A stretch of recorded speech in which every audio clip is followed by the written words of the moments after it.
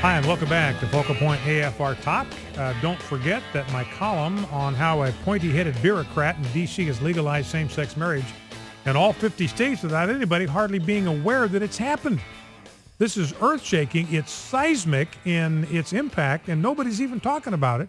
You know about it because you listen to this program, but you can read the column at rightlyconcerned.com. Don't forget also, if you live in a city that does not have one of our network stations, you can also always catch us audio and video streaming at afr.net. So you got a friend, a family member that you would like to encourage to listen to this program, but they don't have a station in their city.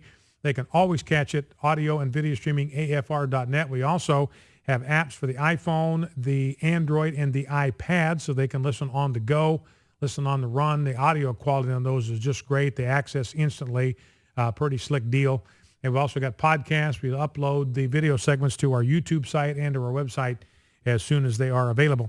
Now, Brooke Baldwin, CNN, this is clip number 2.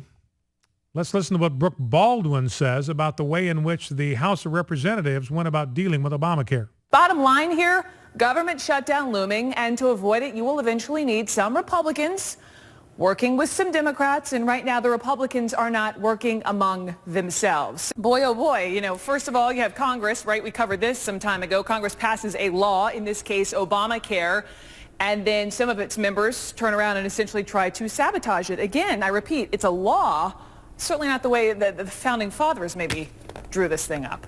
Well, she's just completely ignorant about this is exactly the way the founding fathers drew it up. This is exactly, precisely the way the founding fathers drew it up. She's saying because this is a law, it can't be tampered with. That's what the founding fathers intended. If you have a law, you can't tamper with it. A subsequent Congress can't tamper with it. Well, Brooke, don't ask, don't tell, used to be the law. It was the law from 1993 until 2010. Nobody said then on your side, hey, it's a law, we can't tamper with it. They couldn't wait to get at that thing in that lame duck session. DOMA was a law. DOMA's been a law since 1996. Nobody said to the Supreme Court on your side of the aisle, hey, you can't tamper with that. You can't touch it. It is a law. No Congress can bind a subsequent Congress, whether it's budget or law, cannot be done. That's how the founding fathers drew it up. So Brooke Baldwin just betraying her absolute ignorance of the Constitution here. It's working exactly the way the founding fathers drew it up. Now here's Debbie Wasserman Schultz, clip number 3, explaining exactly, she's agreeing with Ted Cruz on this and agreeing with us. Let's listen. Is there some point where there is victory here? Are we doomed to be fighting about Obamacare until I am an old man? I don't think so. In fact, that is exactly why the Tea Party Republicans are hell-bent on doing everything they can to try to stop Obamacare from going online on October 1st, because even as Ted Cruz said the other day, I mean, this is the real transparent deal here, Chris, is that they know that once people realize the benefits of Obamacare, once they can no longer be dropped or denied coverage for pre-existing conditions, once they're able to fully benefit from the coverage that will be provided, they're not going to want to let it go.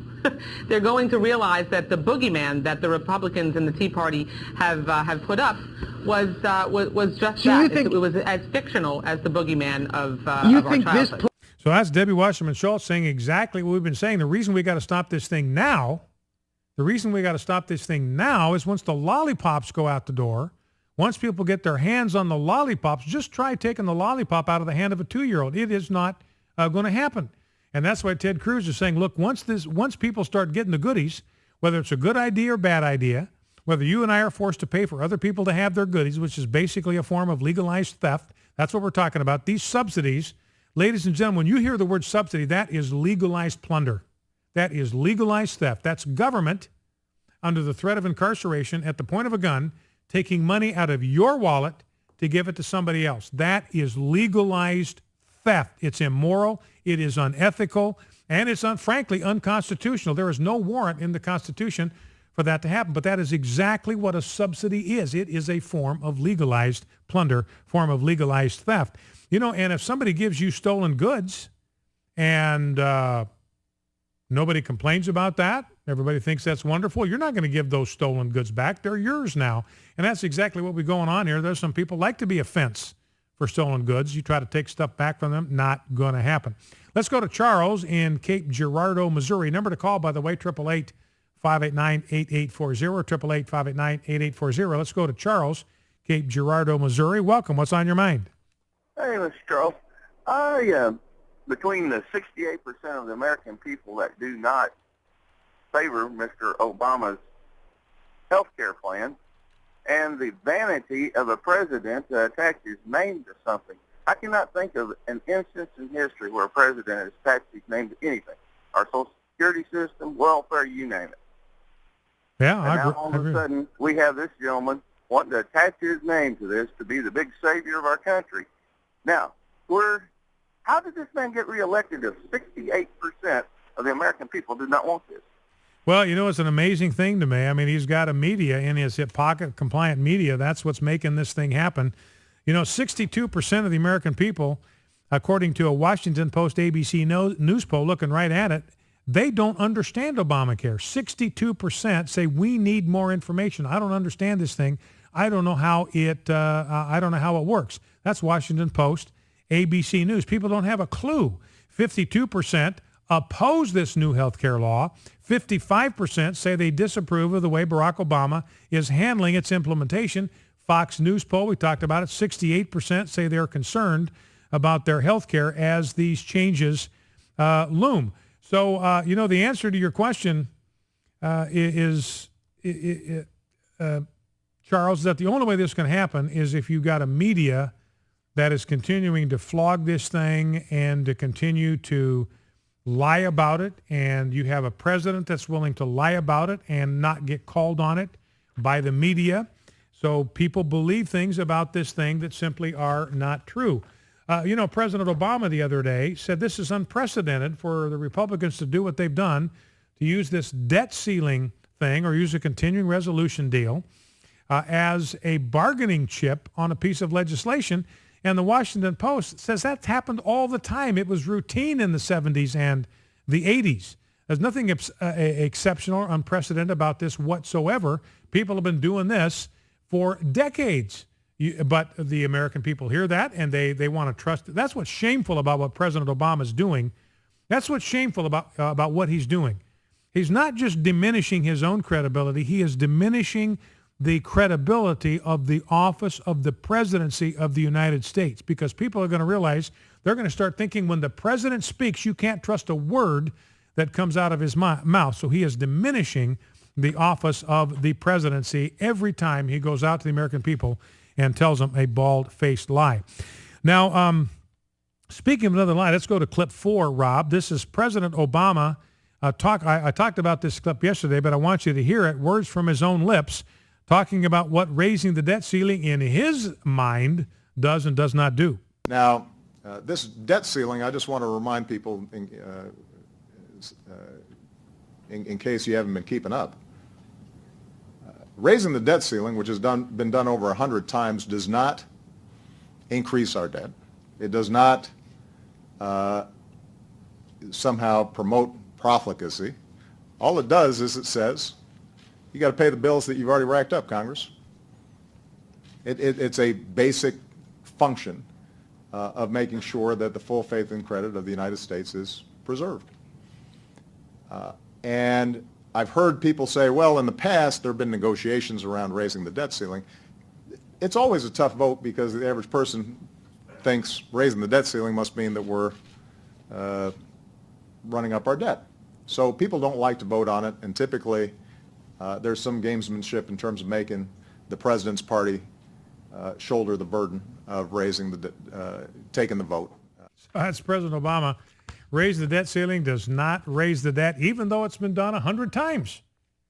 And 100 times, every time they've raised the debt ceiling, what have we done? We have increased the debt. I mean, that's not a statement that makes sense under any world and universe that I am familiar with. Now, President Obama also said yesterday, this is clip 5, that the GOP was trying to extort him over the debt ceiling, and Ed Henry, Fox News, kind of grills him on that. Here's how it goes. Is since you said you wanted to focus on facts, yesterday you and the president talked about how never in the history of America has the debt ceiling been used to extort a president.